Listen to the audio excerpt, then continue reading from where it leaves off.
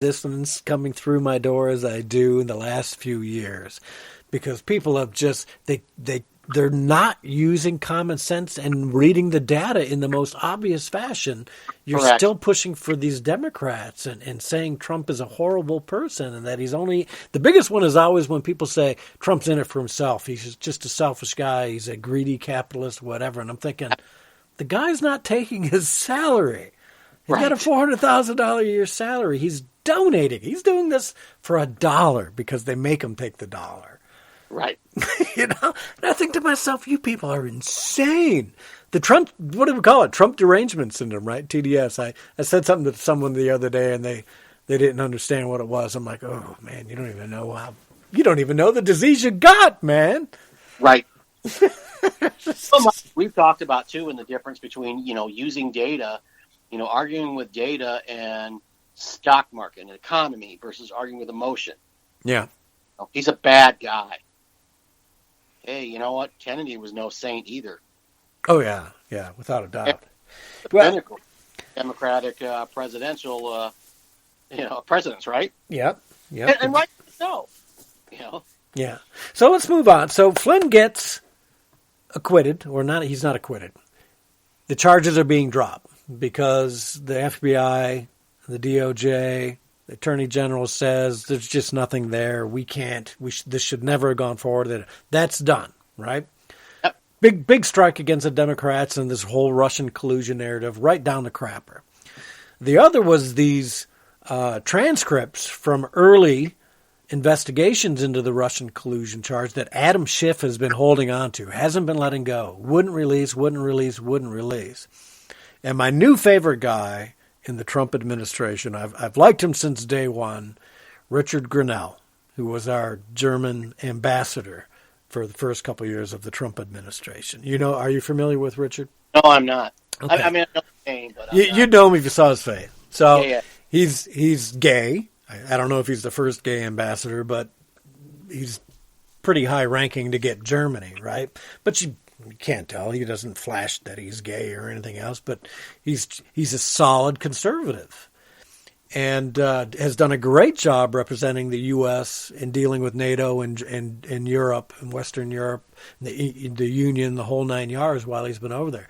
So impressed me, obviously so impressed Donald Trump that he's now the acting director of national intelligence. And when that move got made, I went, that's interesting. I like what he did. He was very successful as the ambassador to Germany. What's he going to do? Well, this guy has got more testosterone than any man alive because he came in and just yesterday, they're saying now he walked into the Attorney General's office with a whole bunch of paperwork. He told Adam Schiff, you release those transcripts or I'm going to release them. And so Schiff had no. Now my question is Schiff giving us everything we need? I don't trust him to be giving me anything, right? Yeah. But the release now.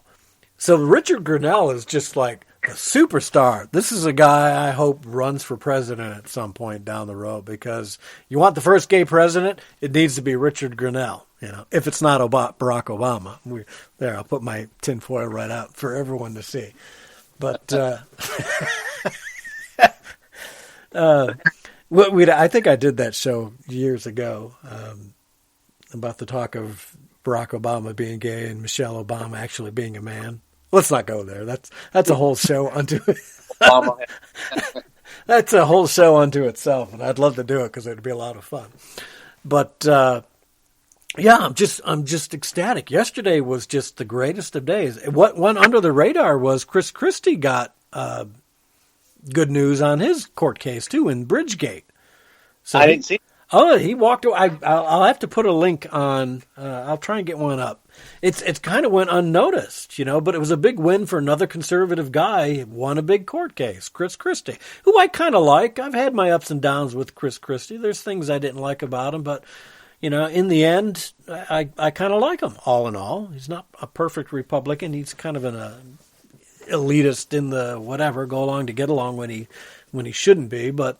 I like Chris Christie. So that came out good yesterday. The lady down in Texas, the salon owner, governor, the attorney general of Texas, the governor of Texas, and the Supreme Court of Texas all told that judge to release that salon owner in Texas because she wouldn't apologize. You saw that one, right? Yes, I did. Yeah, so that's huge. Yeah. It was a good. Yesterday was a good day. It was the first day in a long time I felt really good thinking about national news. What do you think? Give me this honest take on it. So, elections. What are we? 4 months away now. Correct. Yeah. Who's your congressperson?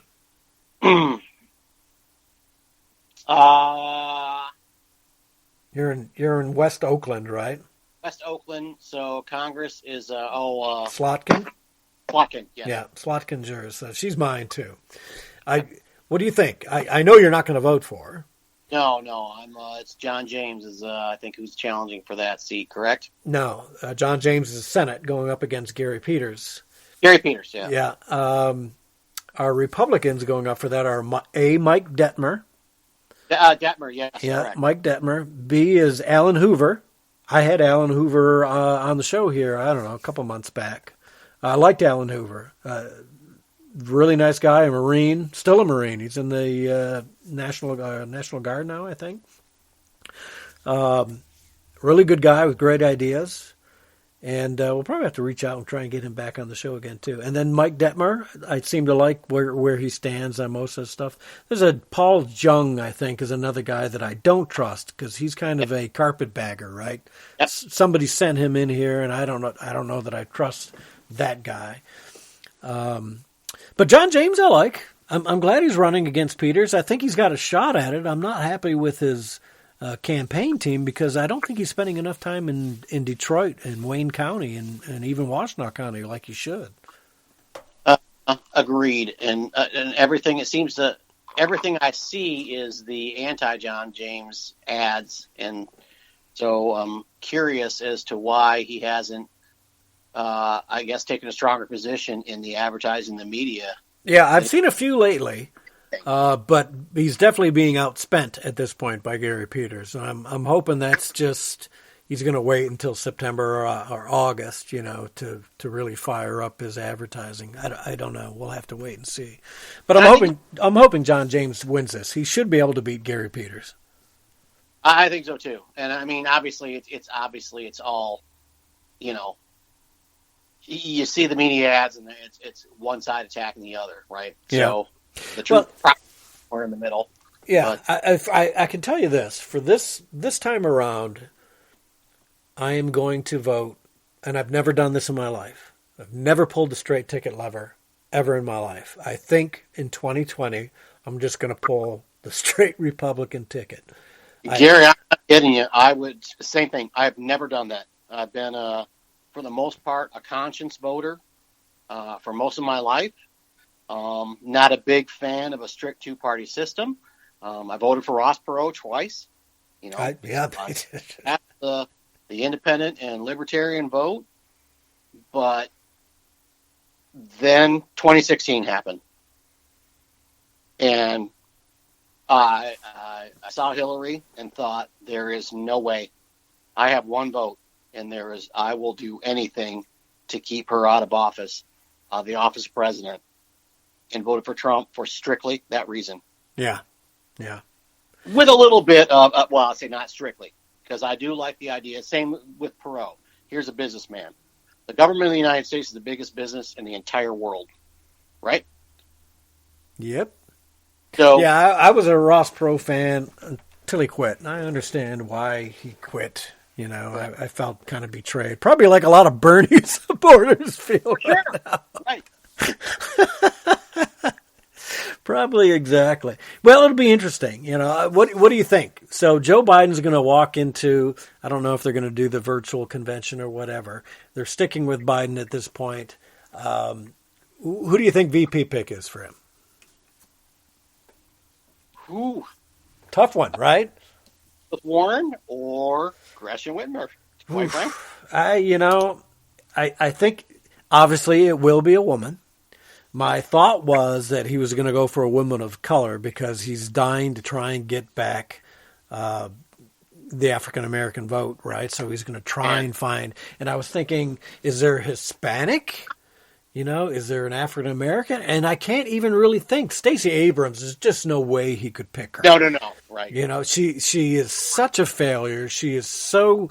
She's just not likable in the least. She just rubs everybody the wrong way. I think she even rubs Democrats the wrong way. So that eliminates Stacey Abrams. So that does give you an Elizabeth Warren, a Gretchen Whitmer. How about Kamala Harris? I can't see him picking Kamala either. Yeah, I think that's a definite fail with Kamala Harris. She just never showed enough strength. I mean, you can dislike or dislike Elizabeth Warren, but definitely showed strength in politics, right? Right. I don't think. Yeah, so the two that I would always fall back to, because I don't really put a lot of faith in Gretchen Whitmer, because I think he even talked to her, was to win Michigan. Michigan is so mad at her right now. She knows it. Everybody knows it. You can spin it any way you want. But when you lock down Lansing with that gridlock operation, people despise her. She has not carried this off well, and it went completely the way she did. So I'm counting Whitmer out of it.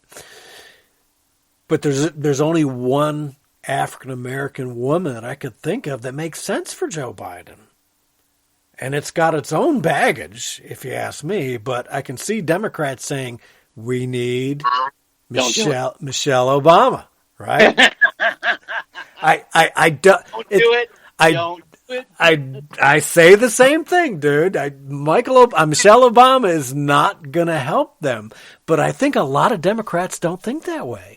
The ones I see on Facebook, and I've lost a couple of good friends recently on Facebook because they were just so Trump derangement syndrome.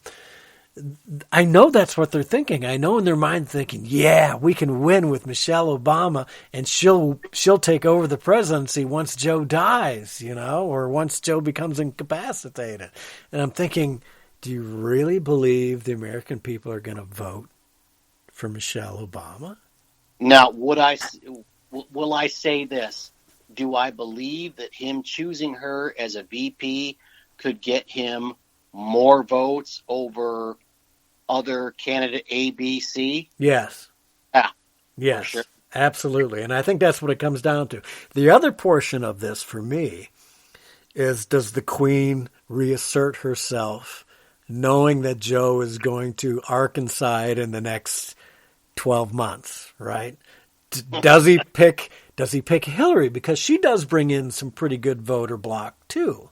I don't know what that is, but there are people who still love her and would vote for her or vote for Joe knowing that she's the VP. So again, that gets some votes. I don't know if it gets as many as Michelle Obama, though. I think Michelle Obama, because she doesn't have the dirt on her that Hillary has. And I mean, it's been, whether you believe it or not, there's people who will fight it in spite of it being out there. It's still out there. Michelle Obama doesn't have any dirt on her other than just the fact that she's a man. I'm not saying that. Part of me believes that. Part of me is just laughing about it. Right? Staff of 72 when no other first lady had staff of more than 12. That sort of thing. Yes.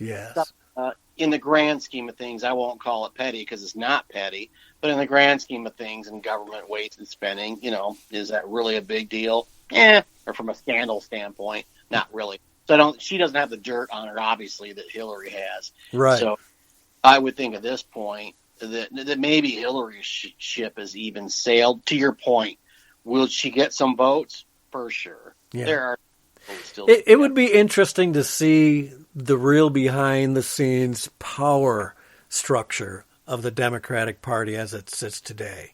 For sure. How much power does the Obama faction wield behind the scenes in the Democratic Party? How much power does Hillary and Bill still have behind the scenes in the Democratic Party? I would love to be able to read the minds of the people who pull the strings for both of them, which would be your George Soroses, your Rothschilds, whoever. All those big world money powers that are obviously pulling the little puppet strings to the best of their ability. Who's the real power in the Democratic Party right now? And to that point, Gary, I would, if I had to bet money, I think that's a no-brainer. Who do you think? Oh, I think it's the